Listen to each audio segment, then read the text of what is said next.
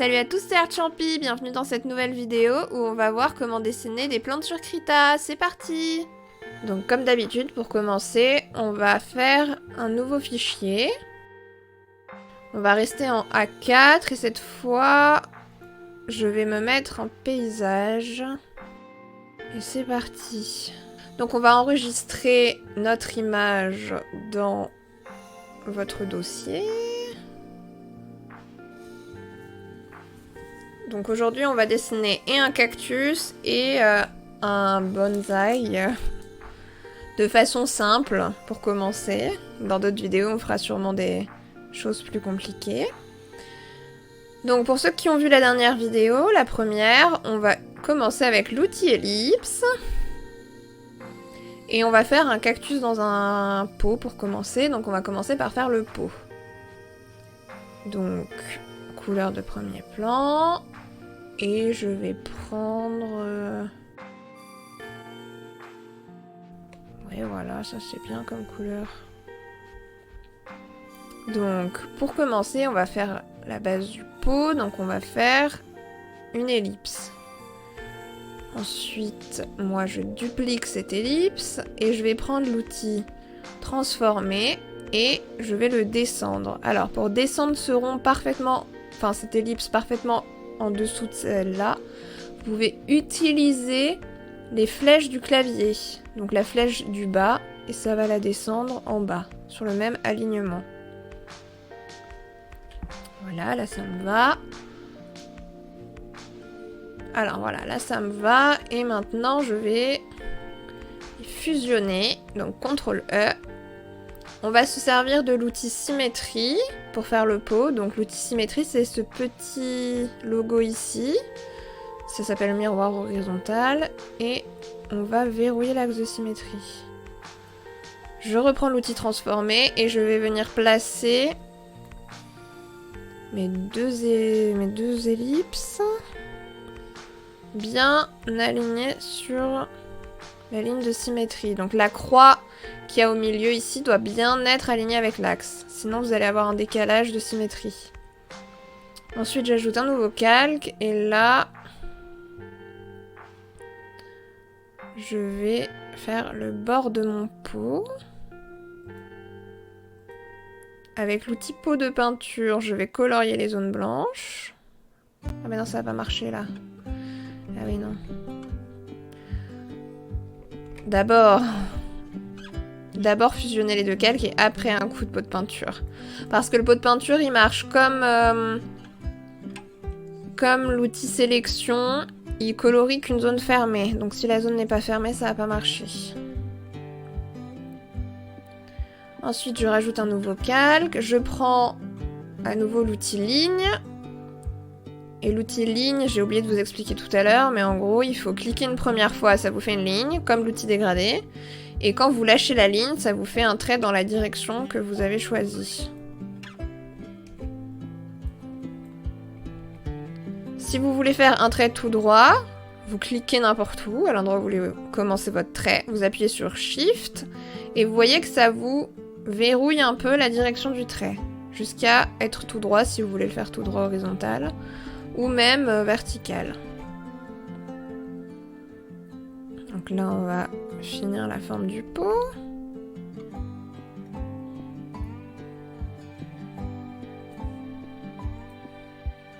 On reprend l'outil ellipse. On refait une ellipse. Avec l'outil transformer, on va l'aplatir au besoin ou la ragrandir. Et pareil, on va la placer bien alignée avec l'axe de symétrie. Voilà. On prend la gomme, on gomme les traits qui dépassent.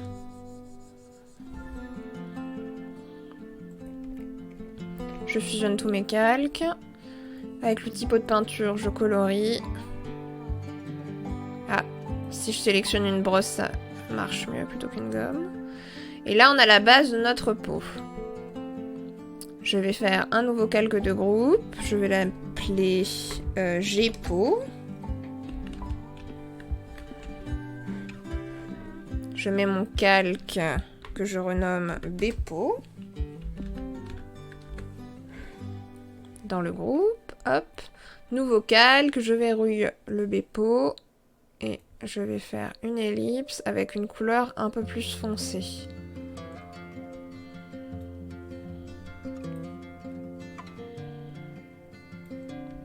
Je vais le rétrécir un petit peu. Hop.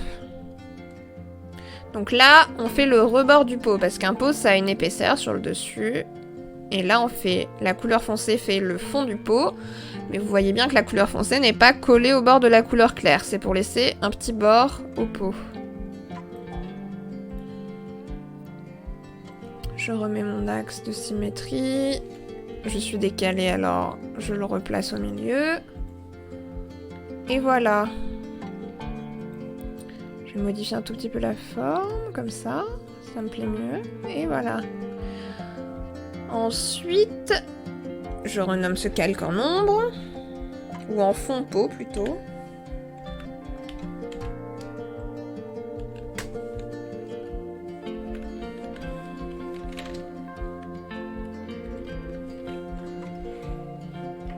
Je le verrouille, je rajoute un autre calque.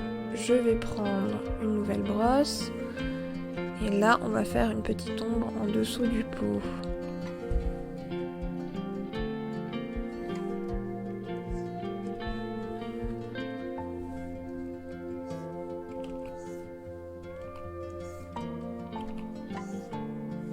Donc je vais vous montrer, il y a deux façons de faire l'ombre du pot. Soit vous faites un trait à la main et au stylet. Et si votre trait n'est pas tout à fait bon, vous pouvez le transformer.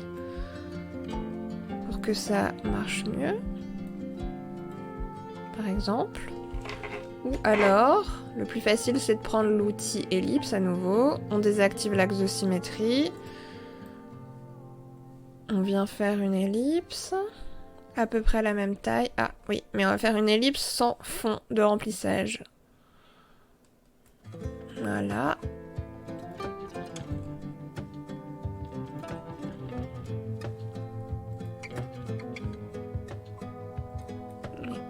Modifiez votre ellipse si besoin, vous refaites là.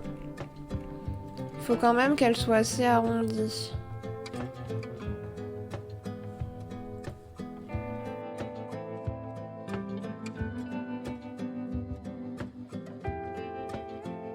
Ah, pourquoi c'est... Ah, mais j'ai pas demandé ça, moi. Voilà. Je l'agrandis encore un tout petit peu. Et vous venez gommer le haut de votre ellipse. Vous la remontez si besoin, parce qu'elle doit être vraiment au bord de ce petit rebord ici. Vous pouvez activer le petit A, donc héritier alpha, comme ça, elle déborde pas. Vous pouvez rectifier, gommer certaines zones si besoin. Et voilà. Ensuite, je rajoute un nouveau calque et je renomme les deux calques.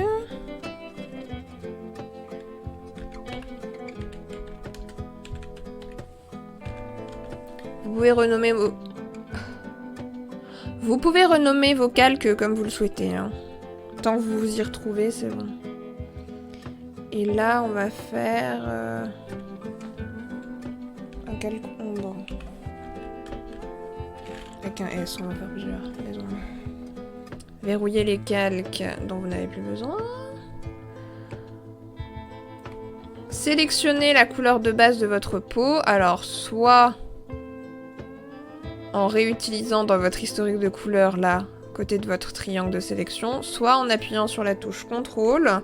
Ça vous active automatiquement la pipette et vous n'avez plus qu'à cliquer sur la couleur que vous voulez prendre et ça vous la prend automatiquement.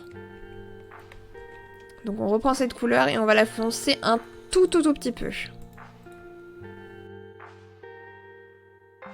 Pareil, n'hésitez pas à faire des CTRL Z autant que vous le souhaitez. Hein. C'est l'avantage de l'ordinateur, on peut revenir en arrière autant qu'on veut. Hop. Voilà, et du coup ce que je vais faire, c'est que ça, je vais prendre une couleur un tout petit peu plus claire à la place, parce que la lumière va venir d'au-dessus. Je me mets sur ma base de mon pot et je vais colorier juste cette zone en plus clair. Et mon calcombre, je vais le remettre de la même couleur. Voilà. J'enregistre mon travail. Et on va continuer les ombres. Donc on va choisir une zone dont la lumière arrive. Moi je vais choisir en haut à droite. Et on va reprendre une couleur un peu plus foncée. Mais pas autant foncée que celle dont c'est déjà servi pour les autres ombres. On désactive l'axe de symétrie. On va ajouter un nouveau calque. Activer héritier alpha. Et on va faire un trait à peu près au milieu. Comme ça. Et ma lumière vient d'en haut à droite, donc je vais colorier tout ce qui est à gauche en plus foncé. Pour l'instant, on s'en fiche qu'on dépasse.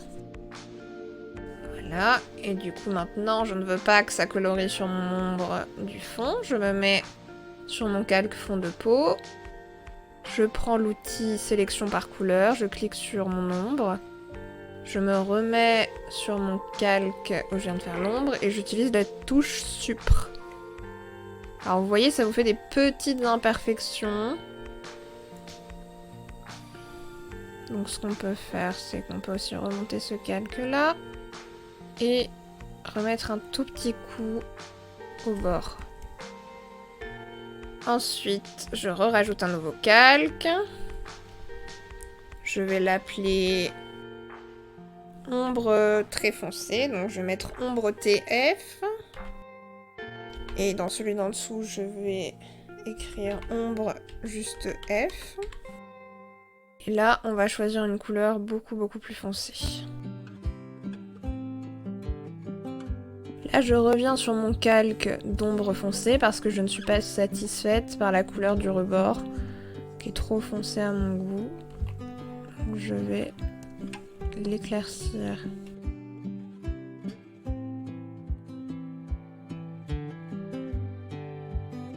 Je verrouille mes calques et je retourne sur la petite bande qu'on avait fait du coup, qui est juste là, la marron plus foncée, et je vais la foncer également. Et je vais la foncer à partir de là jusque là. Et la partie qui est dans le trait foncé, je vais le foncer beaucoup plus. Voilà. Je vais rajouter un dernier calque pour faire les reflets lumineux ou un côté un peu plus éclairé pour ajouter plus de volume. Donc, nouveau calque qu'on renomme en lumière. Je vais mettre un S parce que des fois on met plusieurs lumières. On resélectionne la couleur de base de notre peau. On en prend une plus claire. Vous pouvez faire un test pour voir quelle couleur convient le mieux. Vous n'êtes pas obligé de faire un pot orange, hein. Vous pouvez faire un pot de la couleur que vous voulez d'ailleurs, j'ai oublié de dire. Ouais, cette couleur elle est bien. Pareil, on active héritier alpha. On va le placer à un endroit qui va bien.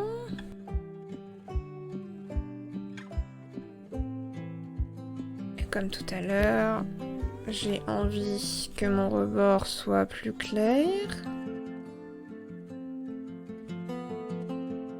Donc là, j'ai fini de mettre mes ombres sur mon pot.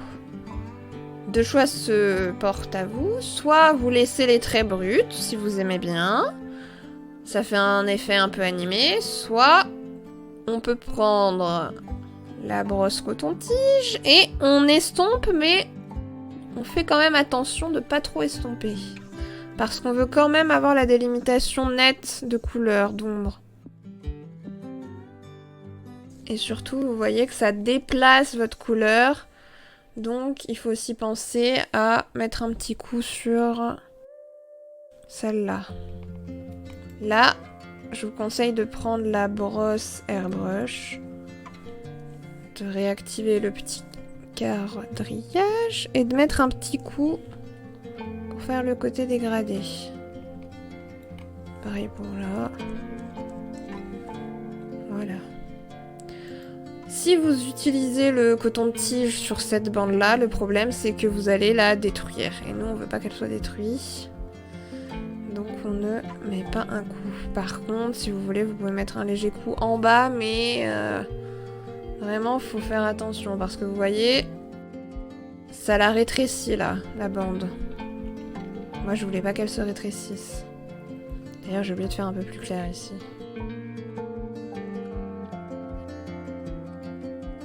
Vous pouvez aussi utiliser l'outil Blender avec l'outil trait en modifiant la taille.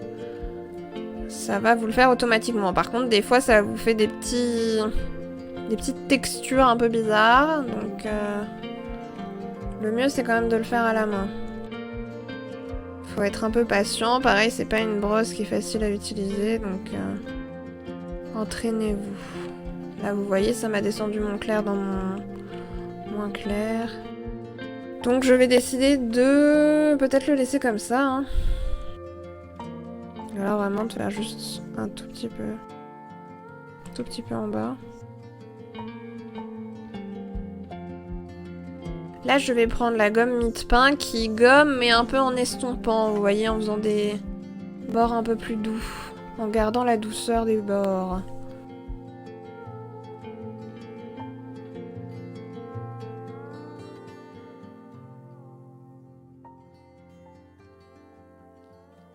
Voilà, je suis à peu près satisfaite de mon estompage.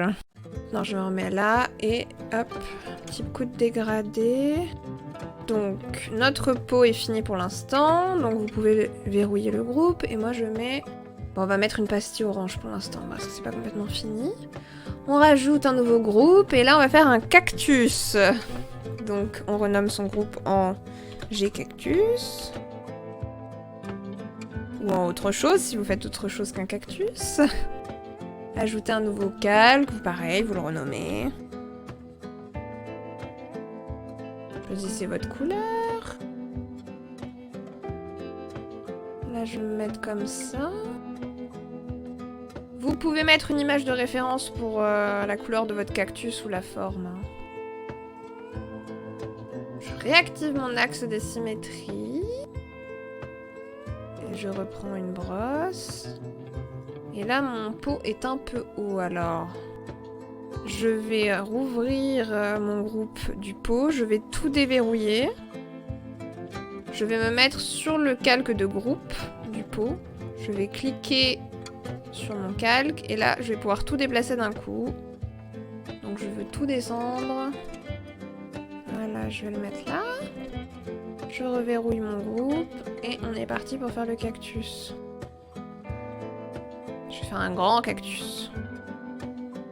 Donc le dessus du cactus, s'il est arrondi, soit vous le faites à la main, soit vous utilisez l'outil ellipse. Voilà, là vous voyez l'importance des calques et de leur place. Là, ça m'embête un peu pour le bord de mon cactus. Donc j'ai vite fait regommer un peu. Je vais prendre mon groupe, déverrouiller le groupe de peau et je vais déplacer à l'endroit souhaité. Donc là, vous pouvez faire des tests pour voir s'il y a un endroit qui pourrait vous aider. Donc là, ça marche pas, donc je le ressors.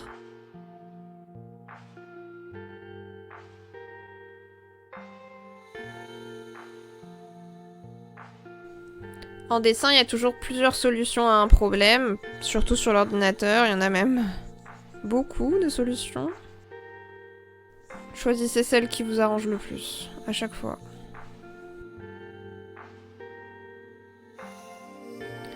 Là, je vais prendre l'outil de sélection en forme d'ellipse. Je vais essayer de faire à peu près la même forme que le bord du pot.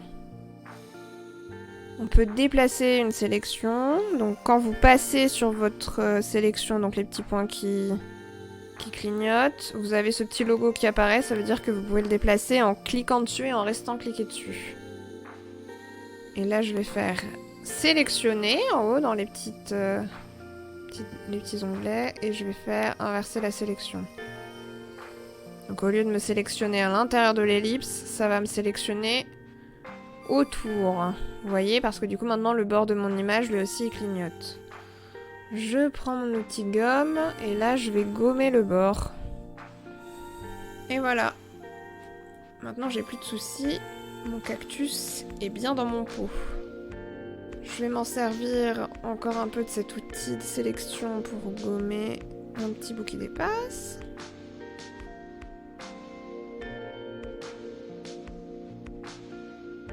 Souvent en dessin, c'est bien de faire des choses impaires. Donc là, je vais essayer de mettre 3 bras à mon cactus.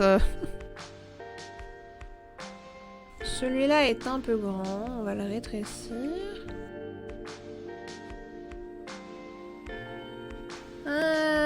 Là, mon bras de cactus ne me plaît pas. Alors je prends l'outil de sélection. Je sélectionne que le bras. Je prends l'outil transformé et je vais pouvoir modifier juste le bras ou la branche de mon cactus. Et quand c'est bon, hop, je sélectionne un autre outil ou j'appuie sur la touche entrée. Hop, donc j'ai la base de mon cactus. Là, je vais rectifier celle-là de branche. Donc cet outil-là de sélection, il vous permet de tracer une zone librement avec votre stylet ou votre souris. C'est plus facile avec le stylet qu'avec la souris hein, pour tracer. D'ailleurs, avec la sélection, là, vous voyez, je suis en sélection. Donc en ajouter une sélection. Si là, cette base-là me va, mais que je veux rajouter une autre base, je vais appuyer sur la touche Shift. Ça va activer un petit plus, vous voyez. Et je vais pouvoir rajouter une zone. Si au contraire, je veux en enlever, je vais appuyer sur la touche Alt et un petit mot apparaît et je peux enlever une autre zone. Quand j'ai fini ma sélection, je peux cliquer une seule fois ailleurs pour désélectionner. C'est pareil avec le carré ou le rond. Voilà. Maintenant, on va faire les petits piquants du cactus. Donc, j'ajoute un calque. Et là, je vais vous montrer cet outil-là. Donc, polyligne.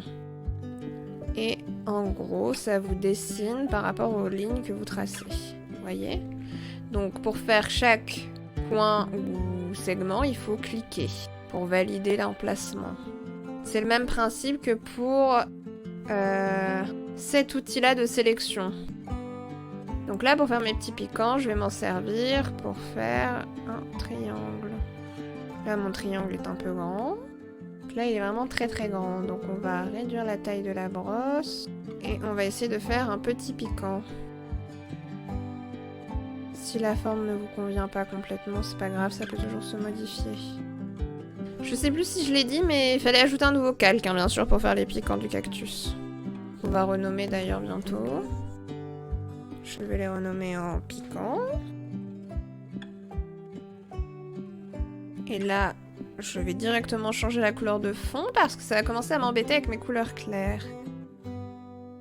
Donc là, vous voyez, j'ai un petit piquant que je peux modifier. Je peux l'aplatir, l'allonger, élargir un peu.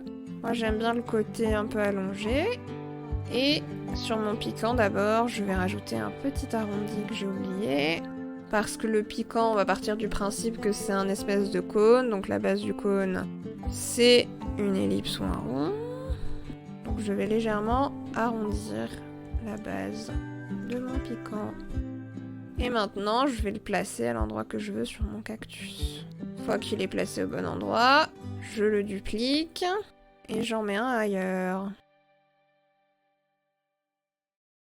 Vous pouvez modifier un peu vos piquants selon l'emplacement où vous voulez les mettre. Quand vous commencez à avoir un peu trop de calque de piquants, vous pouvez les fusionner en faisant CTRL-E. Gardez-en un quand même pour pouvoir le dupliquer à nouveau et le déplacer à nouveau. Essayez de créer du rythme avec vos piquants, de ne pas les placer trop aux mêmes endroits de façon symétrique pour que ça fasse un peu plus naturel.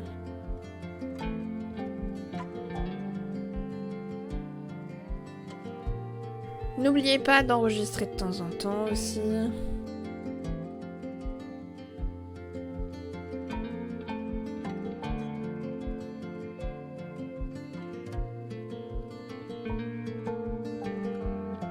Maintenant, on va modifier, si besoin, les petits arrondis d'en bas. Parce que selon l'emplacement des petits picots, les arrondis vont être beaucoup plus prononcés. Si jamais en cours de route vous vous rendez compte comme ici qu'il y a un petit décalage qui vous gêne, vous sélectionnez juste le piquant qui vous embête et avec l'outil transformé vous le tournez par exemple ou vous le redéplacez.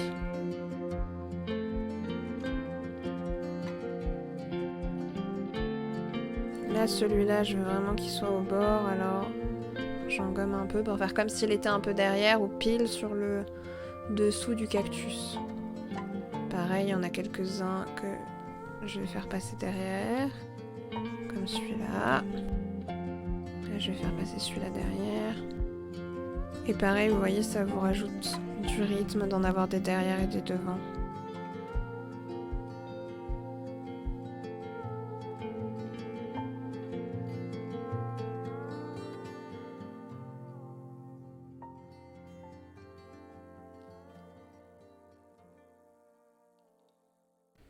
Je pense qu'on est pas mal, encore celui-là, et ça va être bon.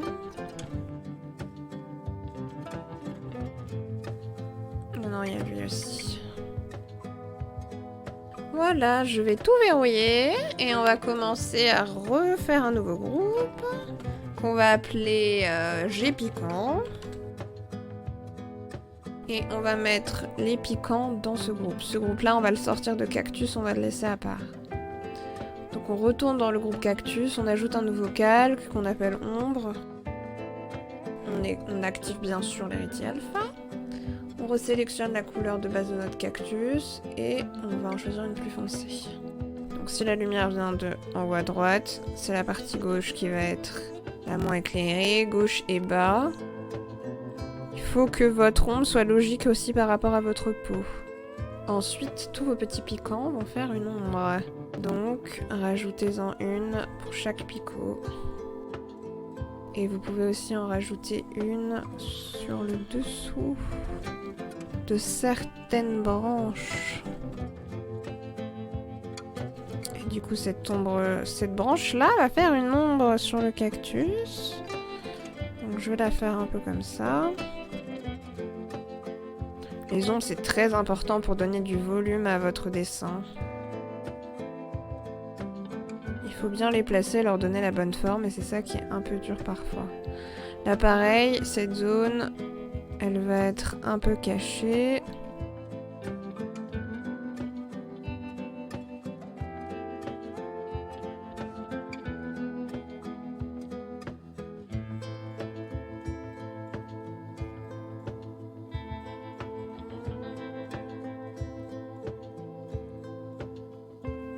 Ensuite, je rajoute un nouveau calque.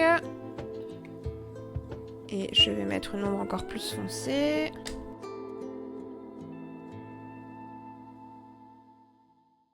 J'ajoute un calque pour mettre une zone plus claire.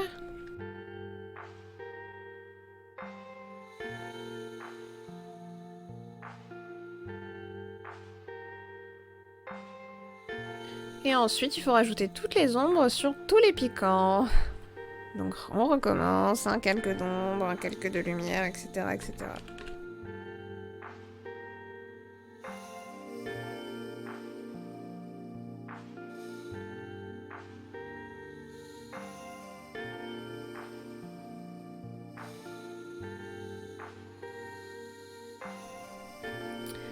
Voilà mon cactus. Je vais estomper un peu certains endroits.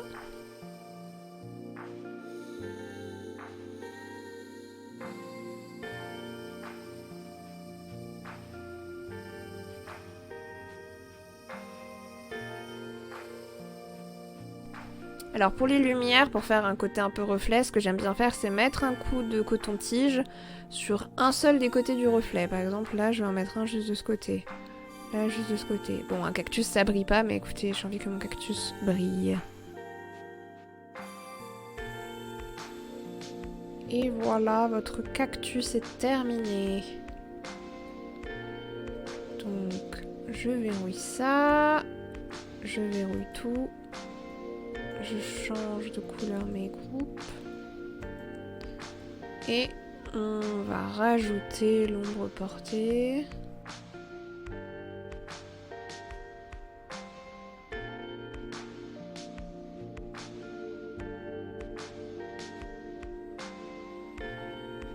Donc l'ombre portée, elle ressemble un peu à l'objet. Donc moi j'ai commencé par faire une ellipse parce que ça peut vous aider à faire le cactus.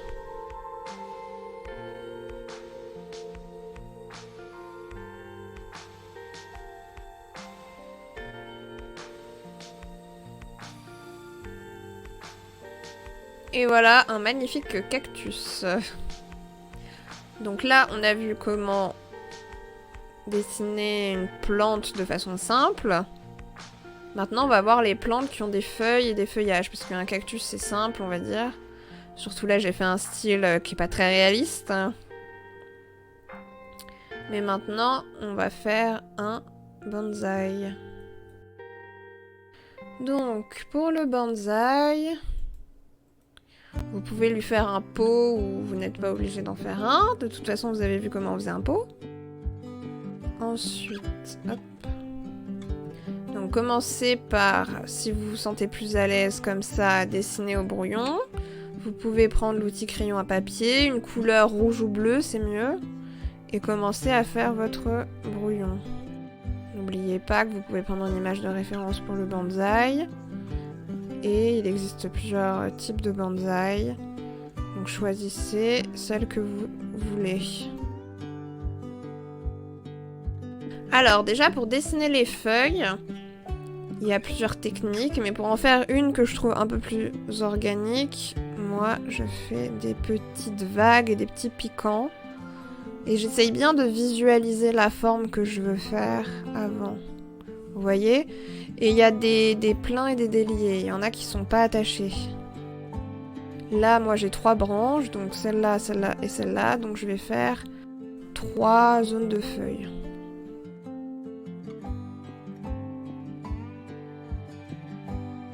Voilà, j'ai à peu près mon brouillon de fini. Je baisse l'opacité, je le renomme en brouillon. Je verrouille. Et c'est parti. Je prends mon pinceau pour faire les contours. Je choisis directement la couleur du tronc parce que là je veux pas faire des contours noirs. La couleur peut changer bien sûr hein, si elle vous convient pas. Donc là par exemple ça me va pas. Je vais prendre une couleur claire comme mon fond est foncé.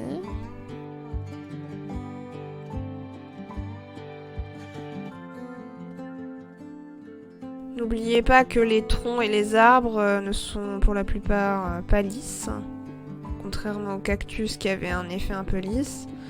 Donc vous pouvez rajouter des irrégularités dans vos branches.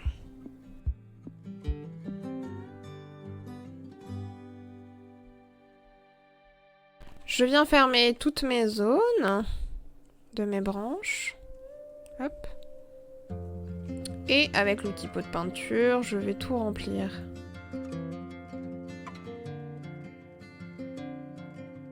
D'ailleurs, pour les réglages du pot de peinture, dans vos préférences d'outils, si vous voulez les mêmes que moi, c'est-à-dire qu'il n'y ait pas de trous, parce que de temps en temps, il y a des trous, je vous conseille de mettre la même chose que moi. 80 en seuil, et pour agrandir la sélection, j'ai mis 3 pixels.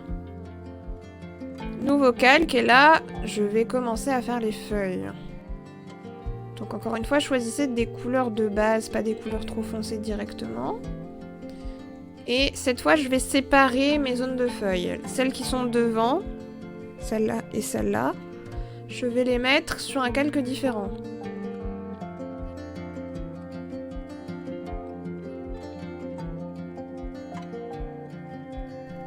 Là, vous voyez, ça n'a pas marché le pot de peinture parce qu'il y a un endroit qui n'est pas bien fermé. Et ça doit être lui. Et lui aussi.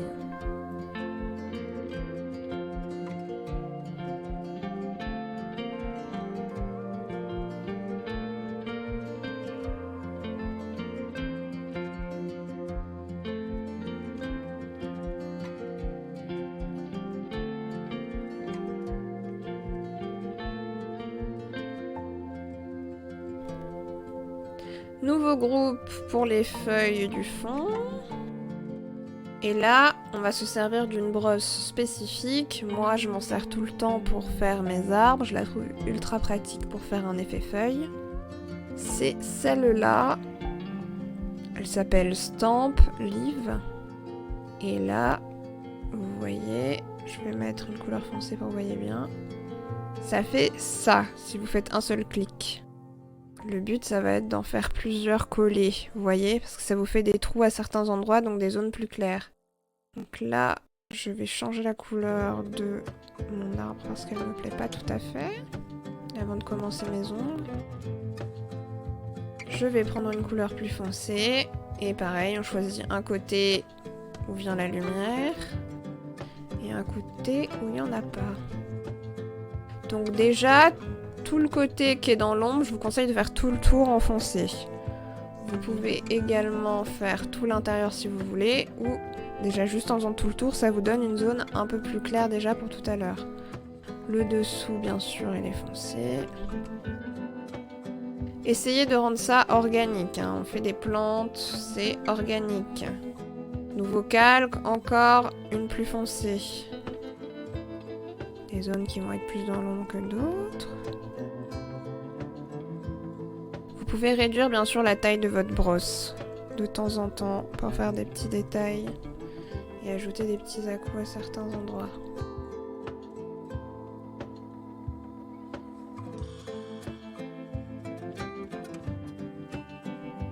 Je rajoute un nouveau calque pour essayer de mettre un peu de lumière. Donc cette brosse là, plus vous appuyez fort, plus les couleurs sont nettes. Moins vous appuyez, plus elles sont claires, on va dire. Et ça c'est pratique pour faire un peu des dégradés dans vos feuilles. Ça vous permet de rajouter un peu de lumière dans vos ombres sans que ça choque trop. Pour les zones qui sont le plus dans l'ombre, je vous conseille de réduire au maximum votre brosse pour faire juste des petits endroits éclairés. Nouveau calque de groupe et cette fois on va mettre les feuilles du devant. Comme tout à l'heure, on va rajouter 2 calques d'ombre, un calque de lumière. Je vais mettre la même couleur de base maintenant. On remarque, comme elles sont assez proches, on peut laisser celle-là.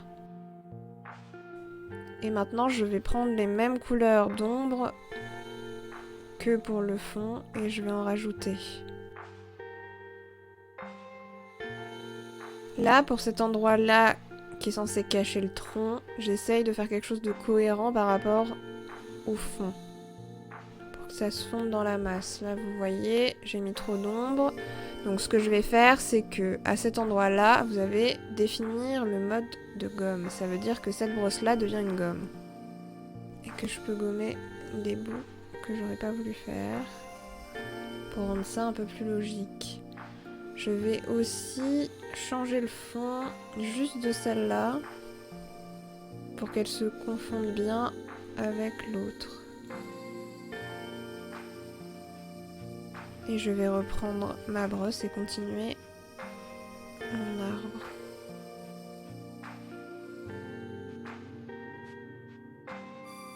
Rien ne vous empêche de faire des réajustements de couleurs sur les calques que vous avez déjà terminés ou sur les zones que vous avez déjà terminées. Là vous voyez, je vais foncer beaucoup cette partie-là de l'ombre parce que je veux que les autres se démarquent bien. Comme vous voyez, je laisse des trous exprès. Des trous où on voit le plus clair en dessous. C'est pour donner un peu de volume à votre feuillage.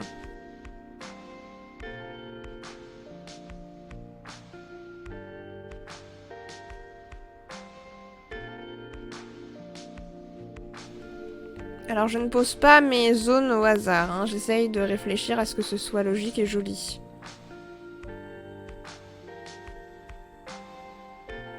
Là, par exemple, celle-là, elle me convient pas parce qu'elle ressort pas assez du dessous. Donc, je vais faire quelques modifs de couleur.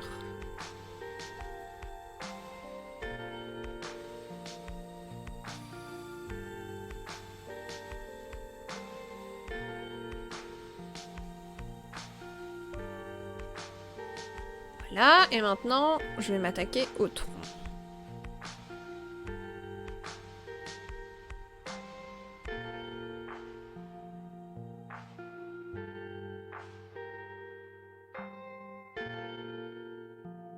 Donc là, je vais reprendre ma brosse qui m'a servi à faire le feuillage.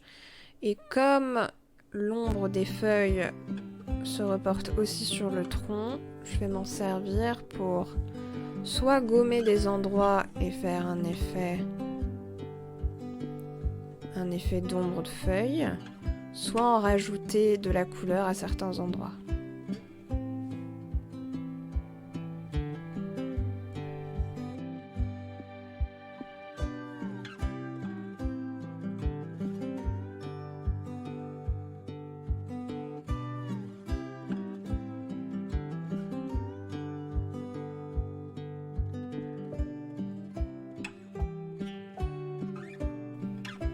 Là, je vais sélectionner cette brosse pour essayer de faire un effet un peu de rainure parce qu'ils en ont souvent les bonsaïs. Et je vais prendre une couleur un peu plus foncée.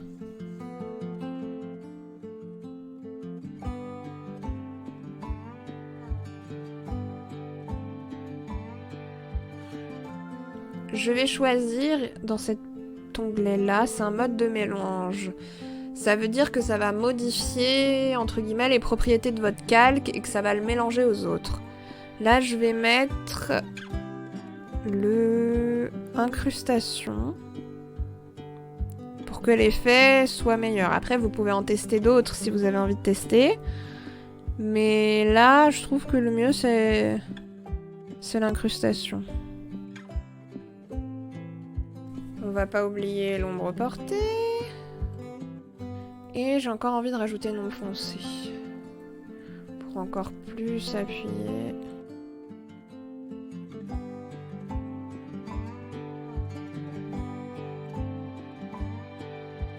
Donc un nouveau calque tout en bas. Une couleur foncée. Et c'est parti. Donc vous pouvez soit la faire à la main,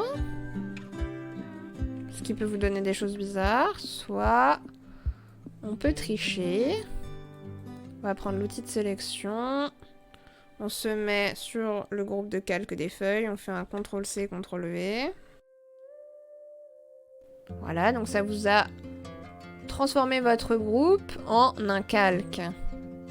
Donc juste les feuilles, on fait pareil avec le tronc. On va les fusionner ensemble et on fait pareil avec les feuilles de devant. Hop, et on fusionne tout. On va repasser tout ce calque grâce au quadrillage en couleur foncée.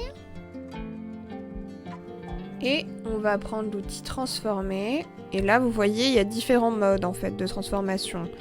Nous, de base, on est sur le libre. Donc, il nous fait ces petites tirettes là. Et là, on va prendre celui d'à côté, qui s'appelle perspective. Et comme son nom l'indique, ça va modifier la perspective. Quand vous avez fini de modifier, vous faites soit entrer, soit vous changez d'outil. Ensuite, il y a bien sûr des petites choses à modifier. Il faut parfois le redéplacer. Ou le pivoter légèrement.